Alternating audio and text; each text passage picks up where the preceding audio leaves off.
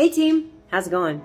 I am officially COVID free and have been for basically the last week, and I'm feeling really good. So thanks for everybody who checked up on me. I went grocery shopping yesterday, and I'm a bit of a bargain shopper even when it comes to my vegetables.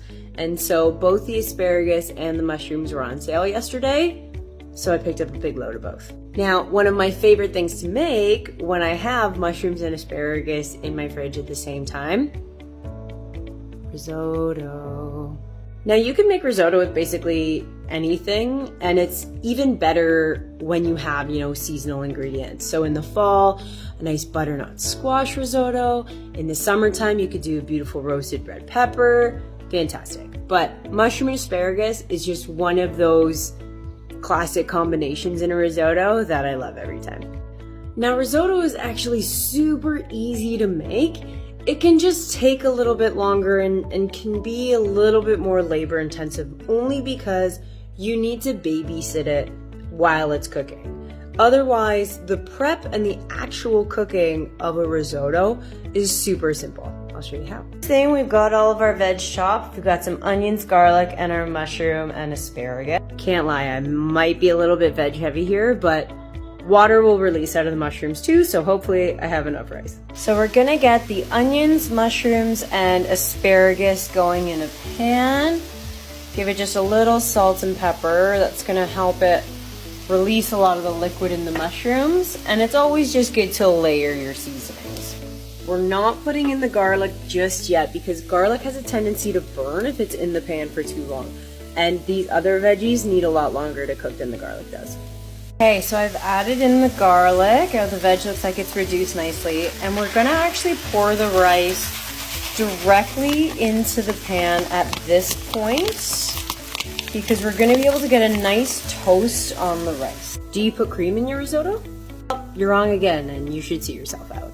When you're making a traditional risotto, make sure you're using arborio rice. That's the kind of rice that's going to release all the starch as you're cooking it, and that's actually what makes risotto nice and creamy. After you get a nice little toast on the rice, you're gonna add just about a quarter cup or so of white wine, and you're gonna make sure that you're only on about a medium heat. Now, when you're cooking with wine, make sure that you're using a wine that you would actually want to drink.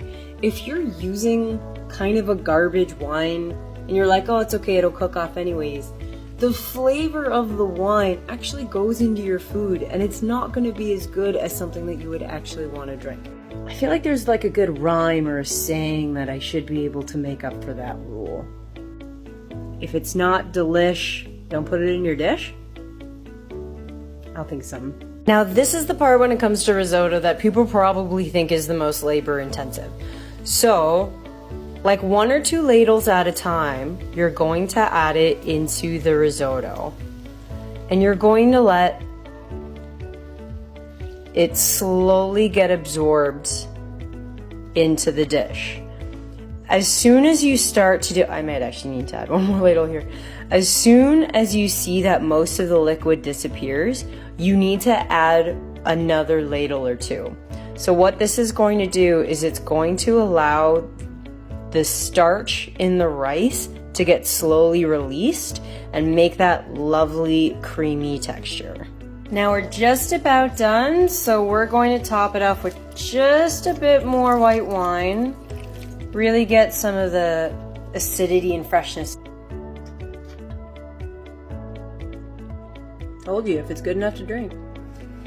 Now this is already so beautifully creamy, but as a last step, we're gonna throw in a whole whack of Parmesan cheese.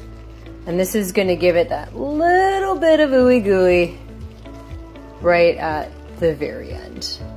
Also just a nice sharp bite to contrast the rest of the richness. The great thing about this recipe as well is that, so I'm using chicken broth, but if you wanted to make this purely vegetarian, you can just use a veggie broth. And if you wanted to make it vegan, just use a veggie broth and omit the cheese, or use a vegan cheese. It's so versatile and it's so good. And that's it. Buon appetito. Ciao tutti.